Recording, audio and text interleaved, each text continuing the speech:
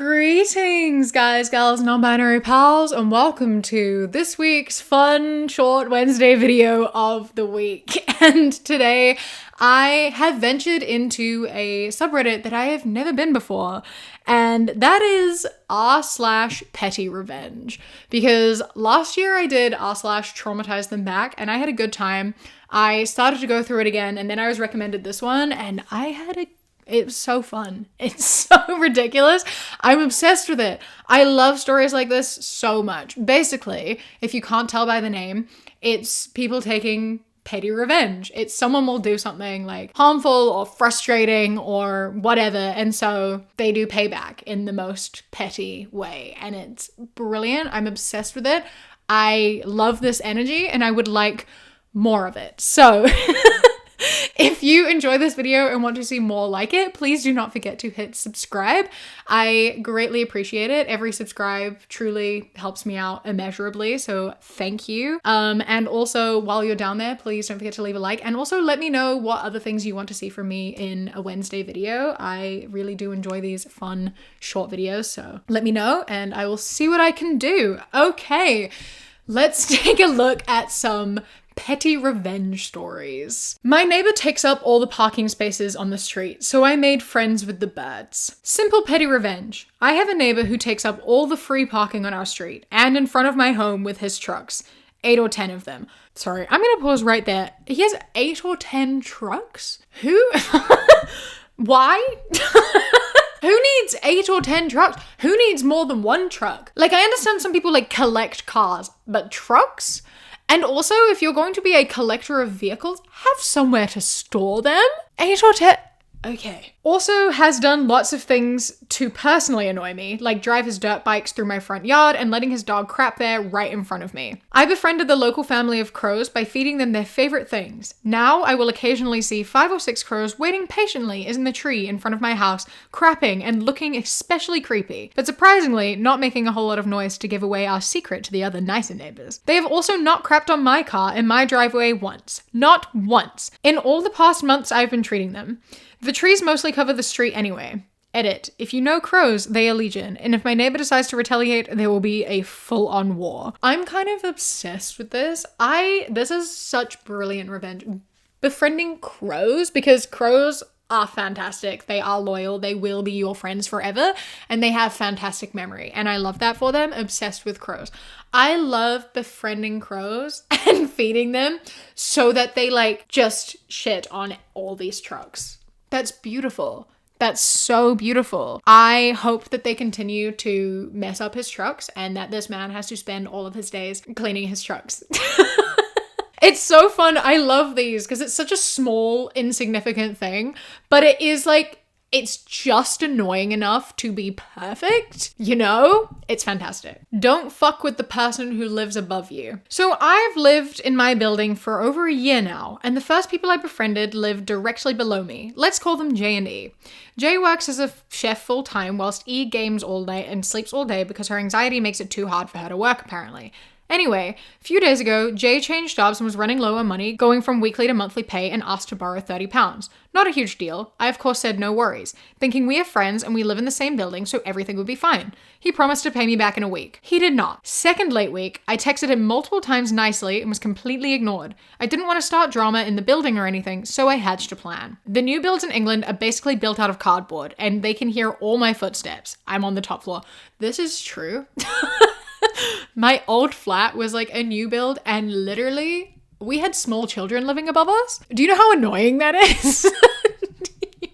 They would get a scooter and they would like, I swear they were on a scooter or roller skates or something up and down that. Do you know how annoying that shit is? Anyway, I just needed to confirm that, yeah, the new builds here fucking suck for that. So since I moved in, I've learned to be very gentle with my steps, to be a good neighbor. However, after the theft, I ran everywhere. Leapt from my bed each morning at 6 a.m. like a flying hippo to crash upon my floor, shaking it. I stomped every step. I shuffled. I even played chase and got chased by my 7-kilogram cat to his joy. I made so much noise every morning, even I started to feel a little guilty. It only took 6 days before he texted me at 7 a.m. on Saturday morning asking what my bank details were so he could transfer me it. Winning. Don't steal from the people who live directly above you. We control your sleep and general peace. You absolute muppets. Where is the logic? Beautiful. It's beautiful. It's the perfect revenge. I'm obsessed with it because, like, technically, yeah, you're not even doing anything wrong. You're just living your life. And it's such a pet. It is so petty. I love it. Just being like, you pissed me off. Okay. I'm just gonna walk around really loudly for no reason. For no reason, obviously. But you know how to make it stop. Oh, it's so good. I love it. I love it. I'm obsessed with it. This is like me on like Christmas morning as a kid. I'd wake up at like 5:30, but my sister's like a person who sleeps in, so she would be sleeping. And it's like 6 a.m. and my mom's like, you can't wake her up. You have to let her sleep. So I would just stomp really loudly, walking up and down the hallway, trying to wake her up. And mom's like, stop, you're being loud. I'm like, I'm just walking. So like if she wakes up, it's not my fault. I'm just walking. Is it louder than normal? Maybe. I don't know. Maybe this is how I walk now. So same worked with my dad, like lived in our basement. And I would the same if I needed him to wake up for Christmas or I wanted to open my presents early on my birthday. I'm just walking really loudly. You know what I want? Wake up and give it to me. Petty in the absolute best way. He hurt me for years. His chair got what was coming. About 10 years ago, I broke up with my abusive ex-boyfriend. After the breakup, it hit me. No pun intended. It was terrible. That's terrible. Oh my God. Just how messed up the whole relationship really was. Yeah, that's really how it goes, isn't it? That's really how it goes in all these situations with abusive relationships. You like are in an abusive relationship and you're like, I know it's bad. And then you leave and you're like, wow, that was terrible. It's the same as like so many people living at home with parents who are very toxic and you kind of think like this is just how parents are. Then you leave and finally you're like, oh, wow, no, no, wait, my childhood was a bit fucked up. It's weird how that happens. Our brains like shield us when we're in situations. Anyway, that's like, we're not here to have deep conversations. We're here to have fun. So I'm going to move on. It took breaking up with him to stop being numb and actually feel rage. I had gone full no contact, so there was no way I was ever going to tell him how I felt, but we still worked at the same office. Yeah, that was fun. One evening, I was walking past his office after everyone had left, and there it was, his chair. I don't know why, I don't know how, but I needed to pee on it. I might have been a bit unhinged, I'm not gonna lie. I peed on it. I did it 3 times that week. Every time I walked past his room and saw him sitting in that chair, it made me feel a little bit better inside. He made very long days, so he was sitting in my pee for almost 12 hours a day. This is beautiful. I love this for you. I love this for you. Anything that helps you find peace. Like, yeah, were you a little unhinged? Sure. But I think that's so fair. I think that's so valid. And if doing this made you feel a little bit better and gave you that little bit of power and satisfaction, that's fantastic. That is so good. I am obsessed with it because it is a small, harmless little thing and it does give you some power. And I love that. Anything you can do to take back power from an abuser is like the best thing that you could do. I hope more people do fun little petty things like this. I also, though, am not against violence. In these situations too. However, you can't get in trouble for this because no one knows. So good for you. He deserved it and I'm glad you feel better about yourself. I'm glad you got out of the relationship and I'm glad you got to have a little bit of fun fucking with him. You should smile more. I was running errands, lost in thought, just trying to get through the day as I walked past a man. He looked at me and said, "You should smile more. It would look much better on you," with a stupid smile on his face like he was genuinely giving me advice. I stopped, turned to him and said, "I just got back from identifying my sister's body. She was murdered last night." His face went pale, his mouth opened, then closed like he was searching for words, but nothing came out. He just nodded awkwardly and practically ran away. I don't actually have a sister, but the entitlement some people have to dictate a stranger's emotions is infuriating. You have no idea what someone is dealing with, and assuming they owe you a smile is just ignorant and selfish. Maybe next time he'll think twice before telling someone how they should feel. I don't get why men are like this. You know what what I mean? Like, we don't exist to look nice to you. We don't owe you a smile. We don't owe you happiness. We don't owe you shit. You don't know me. Leave me alone. You tell me I'd look better with a smile. I just want to scowl more now. I love when people react like this though. Like, giving them the most insane shit like that. Like, I hope he feels guilty. That's what he fucking deserves. Like, how dare you think you know what anyone is going through? It is wild to look at a person and just assume that everything is okay and they should smile. And to assume that that's like warranted advice, that like anyone wants your opinion. No one asked you, bro. Go away. Leave people alone. I hope he felt really bad. I hope he thinks about that forever, actually. I hope he definitely thinks about it the next time he goes to say some bullshit to someone else. This is the level of petty we should all aspire to. I'm not posting anonymously because I hope the person on the other side of this sees it and will know who I am. This morning, out running errands, I saw what appeared to be a cell phone in the parking lot near the Purple Cow, and sure enough, it was. I took said phone, cleaned it up, and put it to charge because it only had 12% battery left, and waited. Well, about 2 hours later, the phone rings and I answer. Instead of inquiring as to whom I was and how I got the phone, the gentleman on the other side began cursing at me, calling me a thief and a no-good piece of shit. Went on to say he was going to track the phone, and when he found me, he was going to reach up my ass and pull my guts out. Well, sir, just so you know, your phone has a good charge, so you should be able to track it, and to give you a head start, it is now somewhere off the 112 eastbound between Pete's Highway and Jubin exit. Good luck, and feel free to contact again when and if you find it. Our first chat was so lovely. Brilliant. Perfect. I love it. I don't understand, like, the logic behind this man. Like, calling your phone because you've lost it, and then the other person answering and you threatening them. You think that if they stole your phone, they would just be answering it all willy-nilly? Probably not. They're probably not going to answer it. They're probably going to just wipe it and then sell it to someone else. Like, as far as I'm aware, most of the time phone thieves don't answer phones. A lot of the time when people answer phones is because they've found them and want to arrange giving it back. Giving it back to you.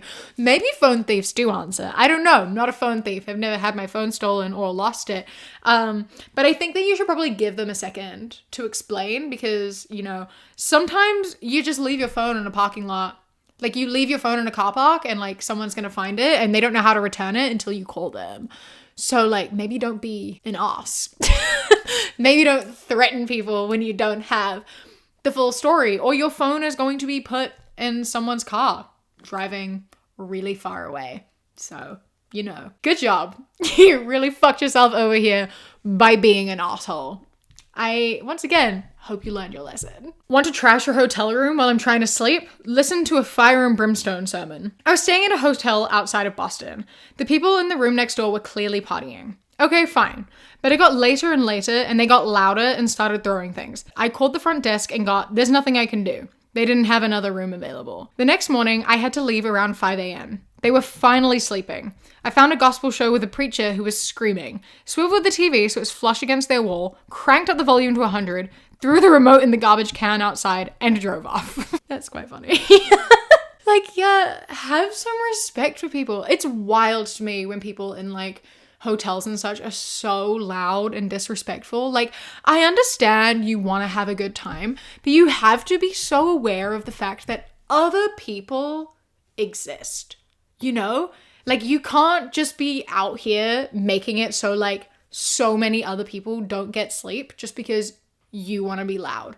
Like, I'm sorry you want to party, but, like, go do that somewhere where that's appropriate. If you want to hang out with your friends or whatever, that's fine. Just be quiet about it. There is nothing worse than, like, loud people in hotels keeping you up. It drives me absolutely mad. This happened to us one time.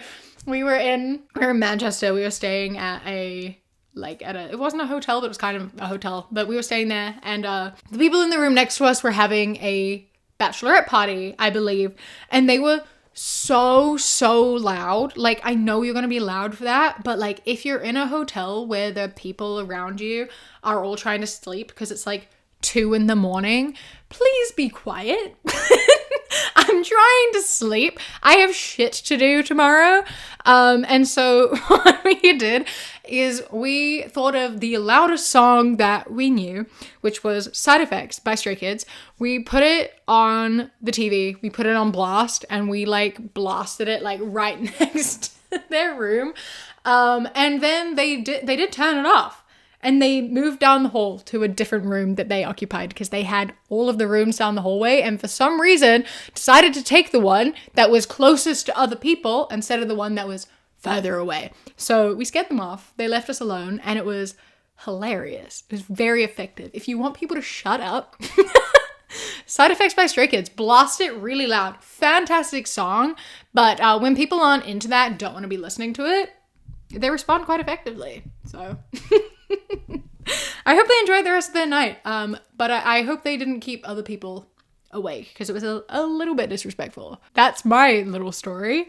This has been fun. I had a bunch more saved actually that I didn't get to because I forget how long it takes to actually read things. So if you want to see another one of these, please do not forget to leave a like and let me know, and maybe I will do another one soon. A massive thank you to my Kiwi Cat patrons: Stella, Trippy Day 27, Bay the Trucker, Chastity, Beckett, Prismatic PT, LJ James D, MA Ping the Games, Blaze, Uh-Oh It's Craiglow, Phil the Duck, Jesse A, River, Queen Glimmer, Ella, Lady Nutbar, Mr. Noodle, Radsack, Knitting Menace, Samuel, Chris, Ellie, Alexis, and Bobby. I love and appreciate you so much. Thank you so much for joining. If anyone else would like to be on my Patreon, go to patreon.com/savvycat or click the link in the description. For as little as £1 a month, you get my videos 1 to 5 days early and ad-free. Don't forget to follow me on Instagram, TheQueeKiwi, and Twitter, ThatQueeKiwi. I hope you enjoy the rest of your day. Stay safe. Keep fighting. I love you. Mwah.